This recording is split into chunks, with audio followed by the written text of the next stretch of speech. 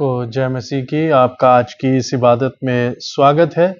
आज के मनन के लिए जो कलाम के हिस्से चुने गए हैं वो मिलते हैं हबक्कुक 2:1-4 और यूहन्ना की इंजील gospel according to John chapter 20 verses 24-29, book of Habakkuk chapter 2 verse 1 to verse 4।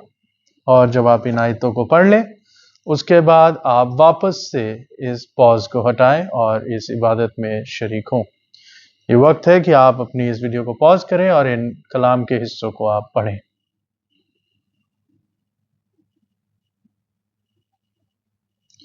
मेरा ख्याल है आपने अब इन कलाम के हिस्सों को पढ़ लिया है। आइए हम दुआ मांगे। कुदूस मेहरबान जिंदा खुदा, शुक्र करते हैं आज के इस समय के लिए, इस मुबारक दिन के लिए जो तूने बख्शा। दुआ चाहते हैं खुदावंद, अब जब हम इस कलाम की बातों को सीखते हैं, समझते हैं, होने देना कि हम पहचान पाए तेरी आवाज को। और प्रभु जी, ये कलाम हम सब के लिए बरकत का बाइस हो। इस पूरी मंडली को जो आज ऑनलाइन जुड़ती है तेरे हाथों में सौंपते हैं। इस दुआ को खुदावंद यीशु मसीह के जिंदा पाक और मुबारक नाम में होकर मांगते हैं, आमीन। आज का जो पैसेज है वो इन दो जगहों से लिया गया है और ईस्टर गुजरने के बाद, ईस्टर के बाद ये पहला हफ्ता है, पहला संडे है और हम उस कंटिन्यूटी में चल रहे हैं जब यीशु मसीह थोमा को दर्शन देते हैं। और हमने उस कहानी को भी पढ़ा है कि थोमा मौजूद नहीं था जब पहली दफा यीशु मसीह उन चेलों को, मरियम मगदलिनी को दर्शन देते हैं। और जब इन कलाम की बातों को हम पढ़ते हैं, समझने की कोशिश करते हैं, तो आज मैं एक चीज के ऊपर हमारा ध्यान लाना चाहता हूं, वो ये कि when we read the Bible, most of the times we read the Bible as is। बहुत दफा जब हम बाइबल को पढ़ते हैं तो हम बाइबल को उसी दृष्टि में, उसी परिप्रेक्ष्य में पढ़ते हैं जैसी वो लिखी गई है, और इसमें कुछ गलत भी नहीं है। आप बाइबल ट्रेनिंग करके नहीं आए हैं, आप सेमिनरी में पढ़ के नहीं आए हैं, लाजमी है बहुत सी चीजें हैं जो आपको नहीं पता होंगी, और इसलिए जैसा ट्रांसलेट हो गया, जैसा बाइबल लिखी गई है, उसको मैं उसी तरीके से पढ़ता हूं। लेकिन as a priest, as a pastor, as a Bible scholar, as a student of the Bible, मैं जब भी किसी पैसेज को पढ़ता हूं मैं कोशिश करता हूं कि मैं उसको उसकी ओरिजिनल लैंग्वेज में भी पढ़ूं। जिस लैंग्वेज में ये बाइबल के हिस्से लिखे गए, उस लैंग्वेज में जब हम इस बाइबल के पार्ट को, इस पैसेज को पढ़ते हैं, तो हमें कई शब्द मिलते हैं जो कि ओरिजिनल में लिखे गए और ट्रांसलेशन में वो चेंज हो गए या उस गहराई के साथ नहीं लिखे गए। और जब भी मैं इस चीज को पढ़ता हूं तो इस बात को हम एहसास करते हैं कि बाइबल की गहराई और भी ज्यादा हो जाती है। एक डीपर अंडरस्टैंडिंग हमको मिलती है जब हम गहराई से कलाम की बातों को पढ़ते हैं। यूहन्ना 20:24-25 जब आप पढ़ते हैं, ये बहुत ही फेमस पैसेज है और हम सब ने इसको सुना होगा या पढ़ा होगा। यदि नहीं पढ़ा है तो आज आपने पढ़ा है। और जब आप इस पूरे दृष्टांत को पढ़ते हैं कि थोमा पर प्रकट होना, तो यहां पर सिंपल सी लैंग्वेज में मैं आपको समझाऊं, 12 में से एक अर्थात थोमा जो दिदुमुस कहलाता है, जब यीशु आया तो उनके साथ ना था। जब अन्य चेले उससे कहने लगे हमने प्रभु को देखा, तब उसने उनसे कहा जब तक मैं उसके हाथों में कीलों के छेद न देख लूं और कीलों के छेदों में अपनी उंगली न डाल लूं और उसके पंजर में अपना हाथ न डाल लूं, तब तक मैं विश्वास नहीं करूंगा। अजीजों, ये बात ध्यान देने लायक है कि हम जिस शख्स के बारे में यहां पढ़ रहे हैं वो खुदावंद यीशु मसीह का चेला है। वो उनके साथ चला है, बैठा है, रहा है, उनके उपदेशों को सुना है। उसने 3 साल क्लोज प्रॉक्सिमिटी में खुदा के साथ अपने समय को गुजारा है। लेकिन उसके बाद भी ऐसा समय आता है जब वो डाउट में पड़ता है और वो कहता है कि जब तक if I do not check I will not believe. मैं विश्वास नहीं करूंगा। यानी कि थोमा को डाउट होता है। यीशु मसीह आते हैं और 27वीं आयत में बोलते हैं, तब उसने थोमा से कहा, अपनी उंगली यहां लाकर मेरे हाथों को देख और अपना हाथ लाकर मेरे पंजर में डाल और अविश्वासी नहीं परंतु विश्वासी हो। Don't be an unbeliever but be a believer. Have faith. विश्वास हमारे मजहब का, हमारे विश्वास का, हमारे मानने का मूल सिद्धांत है, यानी कि कॉर्नरस्टोन है। अगर मेरे पास विश्वास नहीं है तो ये सब बातें बस एक किताब रह जाएंगी, पर अगर विश्वास है तो ये आयतें हैं, ये खुदा की बोली हुई बातें हैं। और हम जिन्होंने यीशु मसीह को देखा ही नहीं, जो प्रभु यीशु मसीह को मानते हैं बाइबल को की बातें सुनकर, पासबानों की बातें सुनकर और कलीसिया में जुड़कर या किसी भी और भी रूप से, हम भी क्या कभी डाउट में पड़ते हैं? क्या हमारी जिंदगियां कभी डाउट में आती है? Everything revolves around faith.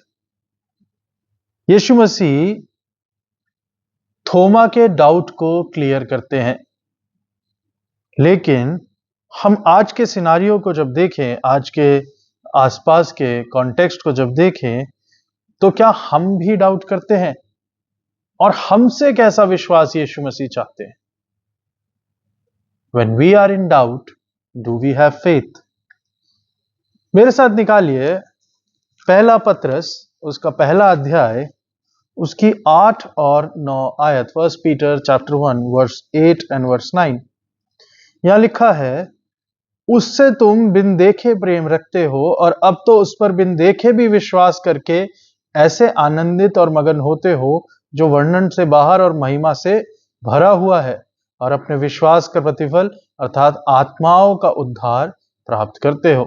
पत्रस यहां पे बहुत ही खुश है और वो कहता है कि तुम बिन देखे प्रेम करते हो और अब तो उस पर बिन देखे भी विश्वास करते हो।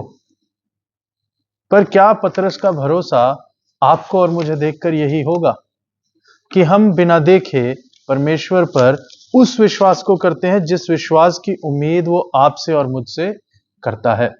ये कौन सा विश्वास है जिसकी उम्मीद परमेश्वर आपसे और मुझसे करता है? इसीलिए हम हबक्कुक की पुस्तक में आते हैं और दूसरे अध्याय की 4 आयत को पढ़ेंगे। हबक्कुक 2 और उसकी 4 आयत। हबक्कुक 2:4 में लिखा है, मैं उसका आखिर का हिस्सा ही पढ़ूंगा। परंतु धर्मी अपने विश्वास के द्वारा जीवित रहेगा। कौन सा विश्वास है जिसके द्वारा धर्मी जीवित रह सकता है? मैंने शुरू में बोला था कि एक ही टर्म है, एक ही शब्द है जो लिखा जाता है और वो हम पढ़ लेते हैं क्योंकि हमें बाइबल के ओरिजिनल लैंग्वेजेस की या स्कॉलरली हमारे पास ज्ञान नहीं है, तो जैसा लिखा है हम वैसा पढ़ लेते हैं।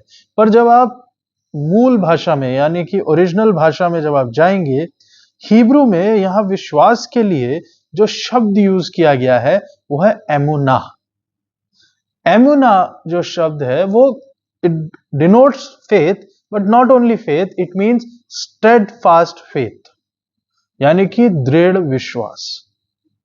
क्योंकि जब आप डाउट में जाते हैं, डाउट से निकलने के लिए जिस विश्वास की आपको जरूरत है वो है दृढ़ विश्वास, स्टेडफास्ट फेथ। और वही आपको इस परेशानी में से या दुख के समय में से या डाउट के समय में से या अंधेरे में से या ऐसे समय में से जब आप नहीं देख पाते कि मैं क्या करूं, उसमें से यदि आप परमेश्वर की सहायता के जरिए आगे बढ़ना चाहते हैं तो आपको दृढ़ विश्वास यानी कि स्टेडफास्ट फेथ रखना पड़ेगा, स्थिर विश्वास रखना पड़ेगा। पर जब हम इस आयत को पढ़ते हैं, यहां स्थिर शब्द नहीं यूज किया गया है, यहां लिखा है परंतु धर्मी अपने विश्वास के द्वारा जीवित रहेगा। Original word is emuna. Emuna का मतलब होता है स्टेडफास्ट फेथ। जब हबक्कुक पहले अध्याय में जब आप पढ़ेंगे, हबक्कुक परमेश्वर के आगे एक रिक्वेस्ट रखता है। पहला अध्याय उसकी 4 आयत, 3 और 4 आयत जब आप पढ़ेंगे, तू मुझे अनर्थ काम क्यों दिखाता है? क्या कारण है कि तू उत्पात को देखता ही रहता है? मेरे सामने लूटपाट उपद्रव होते रहते हैं और झगड़ा हुआ करता और वाद विवाद बढ़ता जाता है। इसलिए व्यवस्था ढीली हो गई और न्याय कभी नहीं प्रकट होता। दुष्ट लोग धर्मी को घेर लेते हैं, इसलिए न्याय का खून हो रहा है। हबक्कुक एक कंप्लेंट रखता है खुदा के आगे कि न्याय का खून हो रहा है, injustice is being killed in my society. ये जो मेरा समाज है इसमें बहुत सी प्रॉब्लम आ रही है, इजराइल में बहुत सी प्रॉब्लम आ रही है जिस देश में हबक्कुक रहता था। और परमेश्वर तू इन चीजों को ठीक कर। परमेश्वर उसे जवाब देते हैं कि भाई हबक्कुक, ठीक है, मैं ठीक करूंगा और मैं एक बाहर की जातियों को, यानी कि कसदियों को, छठी आयत में पढ़ेंगे, मैं कसदियों को उभारने पर हूं, वो क्रूर और उतावली करने वाली जाति है। मैं कसदियों को इनके ऊपर लाऊंगा, वो इनके ऊपर राज करेंगे और तुम्हारी जो सोसाइटी है उसको वो ठीक करेंगे, जो अन्याय हो रहा है वो ठीक होगा।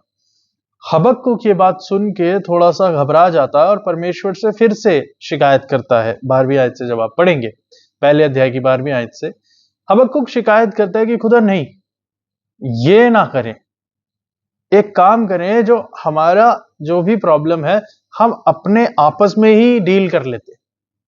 इजरायली जो है वो, इजरायली कौम, यहूदी कौम जो है वो अपने आपस में ही, अपने फेथ, अपने ही लोगों में सारे मसले को सुलझा ले, बाहर वाले को अंदर लाने की क्या जरूरत। तब परमेश्वर हबक्कुक से कहते हैं कि नहीं, जो मैं करने पर हूं वो मैं करने पर हूं। हबक्कुक रिवोल्ट में ये तक बोलता है कि मैं एक ऊंचे गुम्मट पे, एक ऊंचे मीनार पे खड़ा रहूंगा। मैं अपने, दूसरे अध्याय की पहली आयत कहती है, मैं अपने पहरे पर खड़ा रहूंगा और गुम्मट पर चढ़कर ठहरा रहूंगा और ताकता रहूंगा कि मुझसे वो क्या कहेगा, मैं अपने दिए हुए उल्हाने के विषय क्या उत्तर दूं।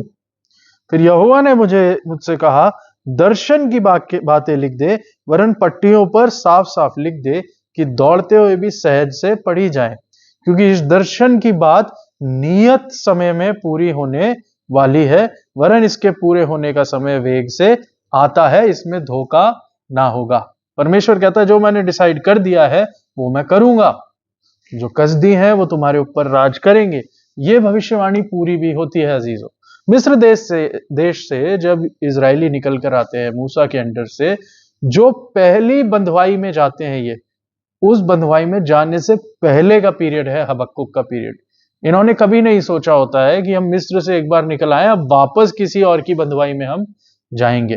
पर परमेश्वर हबक्कुक से कहता है कि नहीं, ऐसा होगा और तुम्हारे ऊपर कसदी चढ़ाई करेंगे, असूर चढ़ाई करेंगे, बेबीलोन चढ़ाई करेगा। और हम इतिहास को जानते हैं किस तरीके से इतिहास रहा है और जो बातें हबक्कुक से बोली गई वो पूरी होती है। लेकिन इस सब के बीच परमेश्वर हबक्कुक से कहते हैं कि धर्मी जन विश्वास से जीवित रहेगा। When you are in trouble, when you are in a situation that is not according to your plan, जब आप ऐसी सिचुएशन में होते हैं, ऐसी परेशानी में होते हैं जो आपके मुताबिक सही नहीं है, जो आपके मुताबिक गलत है, उस समय में भी हबक्कुक से उम्मीद की जाती है कि तुम विश्वास रखो। हबक्कुक डाउट करता और कहता है मैं ऊपर खड़ा होऊंगा, मेरी उल्हाना का उत्तर दे। परमेश्वर कहता है पत्थर पर लिख। पत्थर पर लिखने का मतलब ये होता है कि श्योरली ये होगा। हम बोलते हैं ना पत्थर की लकीर, क्योंकि पत्थर की लकीर मिटती नहीं है। श्योरली आई विल डू, और नियत समय पर पूरा होगा। तो जब समय हमारे विपरीत जाता है, जब सिचुएशन वैसी नहीं रहती जैसा मैं सोचता हूं, मेरे सामने जब परेशानियां आती हैं, मेरे घर में किसी की डेथ हो गई, कोई अस्पताल में आईसीयू में एडमिट है, कोई बीमार है, मेरी नौकरी मुझे नहीं मिल रही है, मैं परेशानी के बीच में घिरा हुआ हूं, मैं दुख तकलीफ में हूं, situations are not according to me, और उसमें जब मेरे मन में एक डाउट आता है कि ये कैसा विश्वास है, कैसे मैं विश्वास करूं, उस समय परमेश्वर कहता है कि तुम दृढ़ विश्वास करो, वही तुम्हें जीवित रखेगा। स्थिर विश्वास करो। और इस शब्द के लिए, जो दृढ़ विश्वास, स्थिर विश्वास है, इसके लिए जो शब्द यूज किया गया है हबक्कुक दूसरे अध्याय की चौथी आयत में, वो है एमुना। एमुना जो शब्द है, आप उसे याद रखें, क्योंकि यह शब्द केवल यहां पर नहीं पर और भी जगहों पर यूज किया गया है। और जिन जगहों पर यूज किया गया है, 3 जगह मैं आपके सामने लेकर आऊंगा। पहली जगह जहां एमुना यूज किया गया है वो मिलता है निर्गमन की किताब, उसका 17वां अध्याय, उसकी 12वीं आयत। एमुना शब्द बहुत जगह यूज किया गया है, लेकिन इसके लिए हम केवल 3 यूजेस देखेंगे और उससे आज के कलाम को समझेंगे। निर्गमन की किताब 17वां अध्याय, उसकी 12 आयत। ये सिचुएशन हम सब जानते हैं, अमेलकियों पर विजय। वहां पर क्या होता है, वहां लिखा है, पर जब मूसा के हाथ भर गए तब उन्होंने एक पत्थर लेकर मूसा के नीचे रख दिया और वो उस पर बैठ गया, और हारून और हूर एक एक अलंग में उसके हाथों को संभालते रहे और उसके हाथों को सूर्यास्त तक स्थिर रहे। यहां जो स्थिर शब्द है वो है एमुना। परमेश्वर ने मूसा से कहा, जब तक तेरा हाथ ऊपर बना रहेगा तब तक तुम विजयी होते रहोगे। अब ये एक मुश्किल चीज है कि हाथ कितनी देर ऊपर रख सकते हैं, एक पूरी जंग चल रही है। तो दूसरे लोग आए और उन्होंने मूसा के हाथों को पकड़ा कि वो खड़ा रहे और उस जंग में वो स्थिर रहे। ये जो स्थिरता हाथों को प्रोवाइड की गई है यहां पर, ये स्थिरता के लिए जो शब्द यूज किया गया है वो है एमुना। क्या हम एक दूसरे के लिए स्थिरता का कारण है?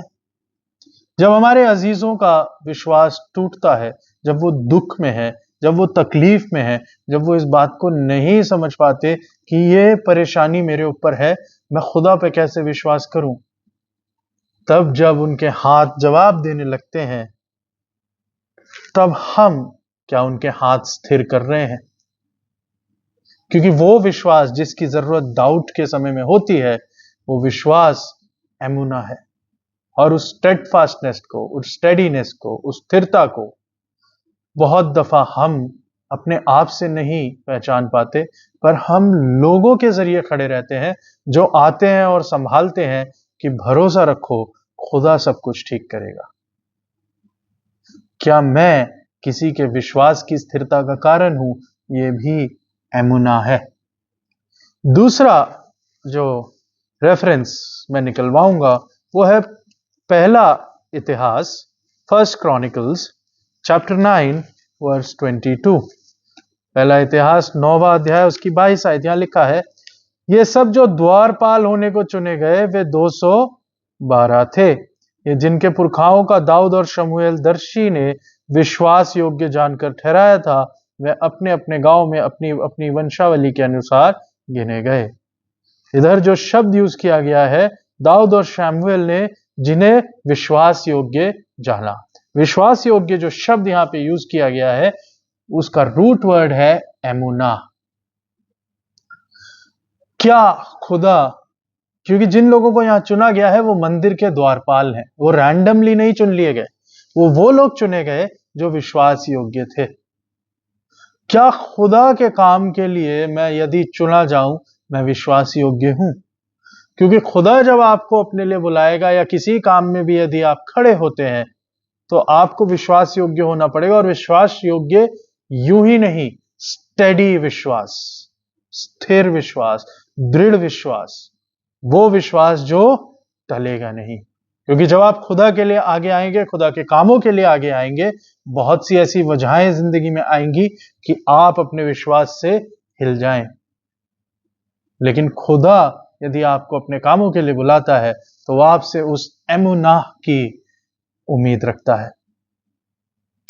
तीसरी आयत जिसको हम देखेंगे जहां एमुना यूज किया गया है, मिलता है व्यवस्था विवरण की किताब, उसका 32 अध्याय, उसकी 4थी आयत। यहां परमेश्वर के बारे में एक बात लिखी गई है। लिखा है, वो चट्टान है, उसका काम खरा है, उसकी सारी गति न्याय की है, वो सच्चा ईश्वर है, उसमें कुटिलता नहीं, वो धर्मी और सीधा है।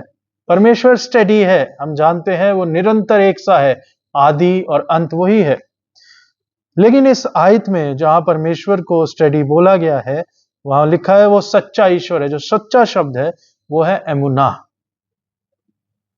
ही इज द ट्रू गॉड।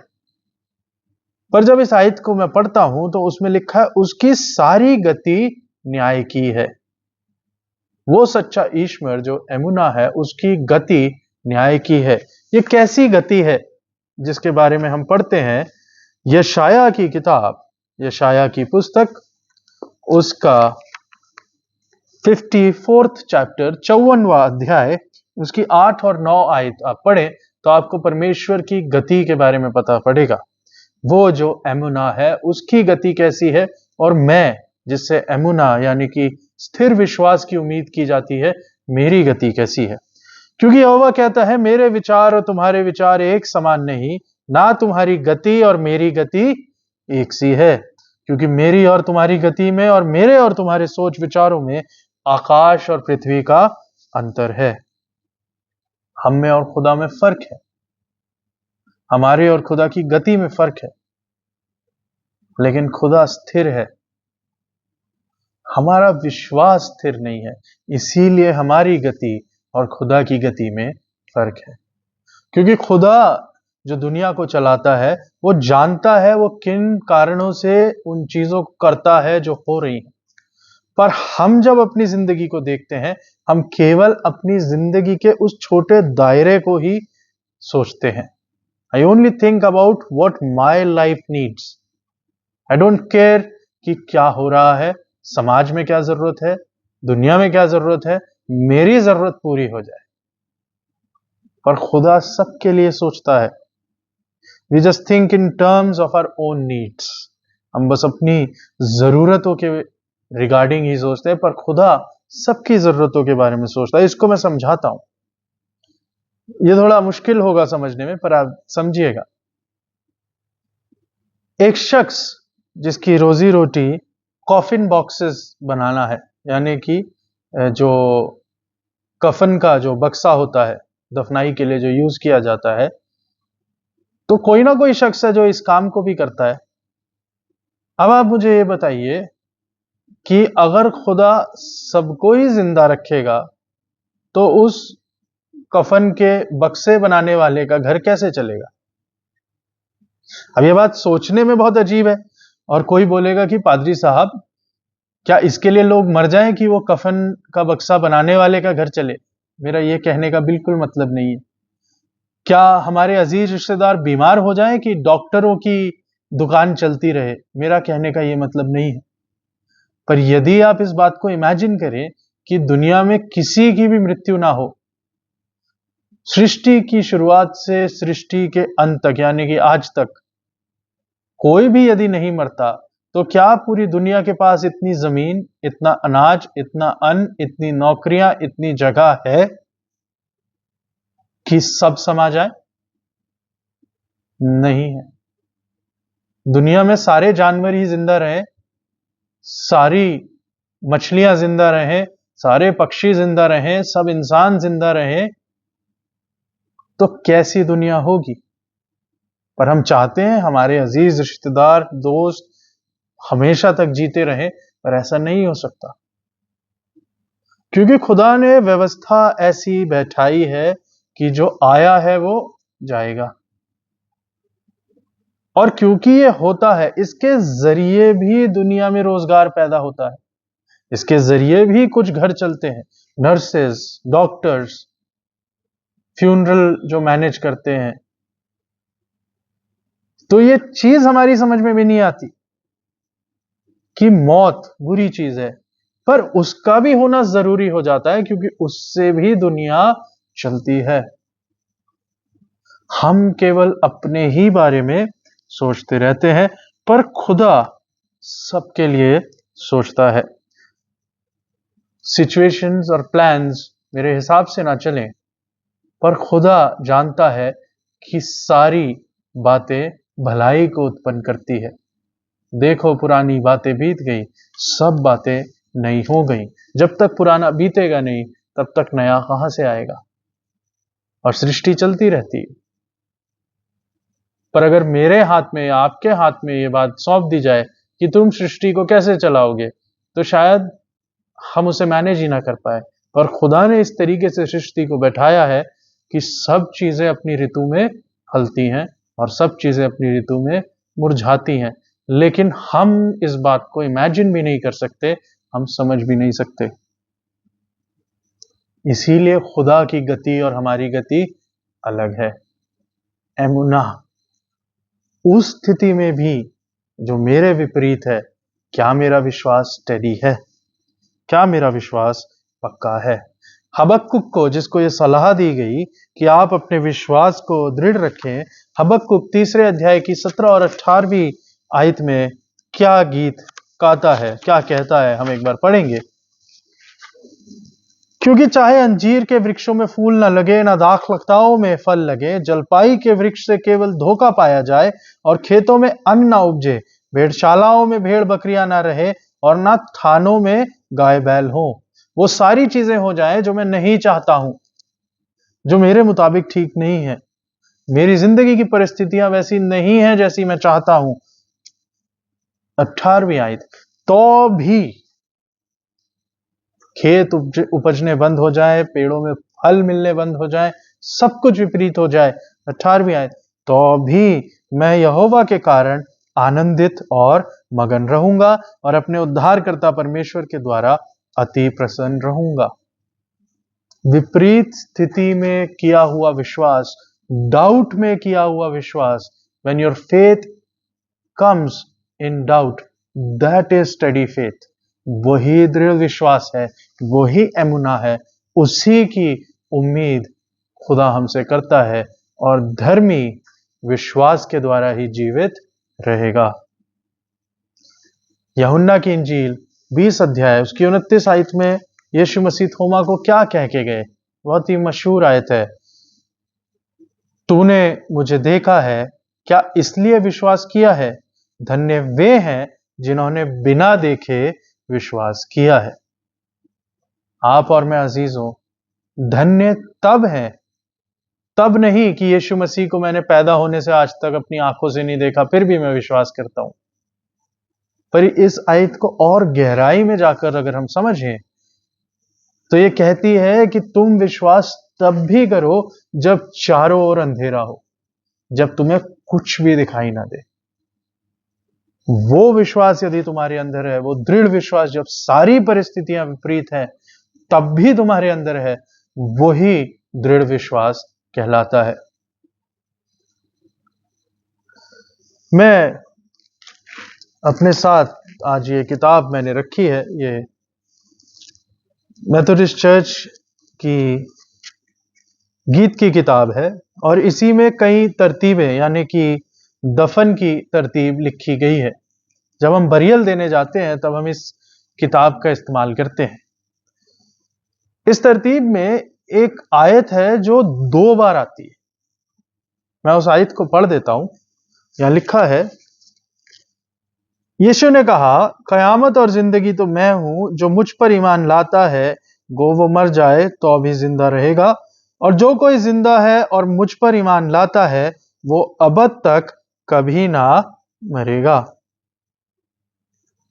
और यही सेम आयत, जब ये आयत इस इबादत को, इस दफन की तरतीब को स्टार्ट करने में पढ़ते हैं हम, और उसके बाद जब बरियल के लिए हम कॉफिन बॉक्स को उस गड्ढे के पास ले जाते हैं और नीचे उतार देते हैं, और जब आखिरी दुआ में जाते हैं, बिल्कुल लास्ट दुआ, जिसके बाद हम आए हमारे बाप की दुआ और कल माते बरकत करेंगे और उस शख्स को हम मिट्टी दे चुके होते हैं, उसके बाद भी यहां पर वापस से यही आयत आती है। यदि आप मेथोडिस्ट चर्च की किताब को जानते हैं तो 628 पेज पर यह मिल जाएगी कि जो कि कयामत और जिंदगी है, जिस पर जो कोई ईमान लाए अगरचे वो मर जाए तो भी वो जिएगा, और जो कोई उस पर ईमान लाता है वो उसमें रहता है और अबद तक ना मरेगा। अब ये हमारे विश्वास की आयत है। आप और मैं और हर कोई यदि कभी क्रिश्चियन फ्यूनरल पे गया है तो वो रियलाइज करेगा कि ये बात पादरी बोलते हैं। और आप पढ़िएगा दफन की तरतीब को एक बार, just read the liturgy for burial, तो आप रियलाइज करेंगे ये कैसा वादा है। कयामत और जिंदगी मैं हूं, कयामत और जिंदगी मैं हूं, जो मुझ पर ईमान लाता है गो वो मर जाए तो भी जिंदा रहेगा। अब मुझे ये बताइए, किसने मरने के बाद क्या होता है देखा है? ना मैंने ना आपने। हमने तो नहीं देखा जो मरने के बाद क्या है और क्या वो इंसान देखेगा। पर यह वायदा खुदा ने किया है और इस वायदे पर मैं विश्वास करता हूं, इसीलिए उस दफन की तरतीब में शरीक होता हूं और उस दफन की तरतीब को मैं सुनता हूं और उस विश्वास में यह मान कर आता हूं कि मिट्टी को मिट्टी, खाक को खाक, राख को राख, जो जमीन के हैं वो जमीन को सौंप दिए जाएंगे और रूह खुदा के पास है। अब ये जो है ये देखी हुई बात नहीं है कि जो मर जाए वो हमेशा तक जिंदा रहेगा। लेकिन फिर भी यदि मैं विश्वास करता हूं, ये वो अनदेखा विश्वास है जिसकी उम्मीद खुदा हमसे करता है। ये वो एमुना है जिसकी उम्मीद खुदा हमसे करता है, यानी कि दृढ़ विश्वास, स्थिर विश्वास, स्टेडफास्ट फेथ। तो खुदा आज मुझसे और आपसे ये कहना चाहता है कि जब परिस्थितियां तुम्हारे विपरीत हैं, तुम डाउट में हो, जैसे थोमा था, हबक्कुक था, तो खुदा आपको वो स्पेस देता है कि आप अपनी आंखों को बंद करें, उस अंधेरे में उस रोशनी को महसूस करें जो दिखाई नहीं देती लेकिन भरोसा दिलाती है कि मैं हूं। क्योंकि धन्य है वे जिन्होंने बिना देखे विश्वास किया। और बिना देखे यदि आप विश्वास करते हैं तो अपने डाउट्स को असाइड रख के आपको इस बात पर भरोसा रखना होगा कि वो दृढ़ विश्वास खुदा मुझसे चाहता है और जो वायदे उसने मुझसे किए हैं उनको वो जरूर से पूरा करेगा। खुदा मुझे और आपको इस कलाम से बहुतायत से बरकत बख्शे। और मेरी उम्मीद है कि एमुना यानी कि दृढ़ विश्वास जो खुदा आपसे चाहता है वो आपकी जिंदगी में आपकी जिंदगी में रहे और आप अपनी जिंदगी में उस विश्वास में दृढ़ बने रहे। आइए हम दुआ मांगें।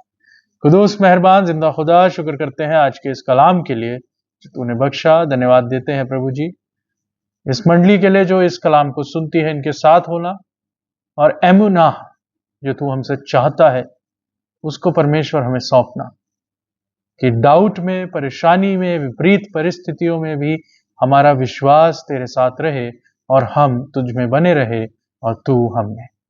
इस पूरी मंडली को तेरे हाथों में सौंपते हुए इस दुआ को खुदावंद यीशु मसीह के जिंदा पाक और मुबारक नाम में होकर मांगते हैं, आमीन। सबको जय मसीह की।